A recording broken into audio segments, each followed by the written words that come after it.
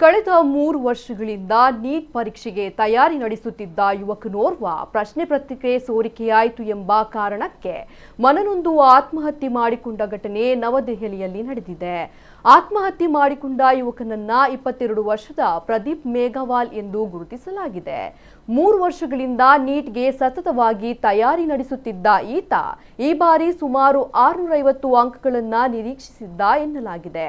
ಆದರೆ ಪರೀಕ್ಷೆ ರದ್ದಾದ ಸುದ್ದಿ ತಿಳಿದ ಬಳಿಕ ಮನನೊಂದ ಆತ ಕೊಠಡಿಯಲ್ಲಿ ಫ್ಯಾನಿಗೆ ನೇಣು ಬಿಗಿದುಕೊಂಡು ಆತ್ಮಹತ್ಯೆ ಮಾಡಿಕೊಂಡಿದ್ದಾನೆ ಎಂದು ತಿಳಿದು ಬಂದಿದೆ.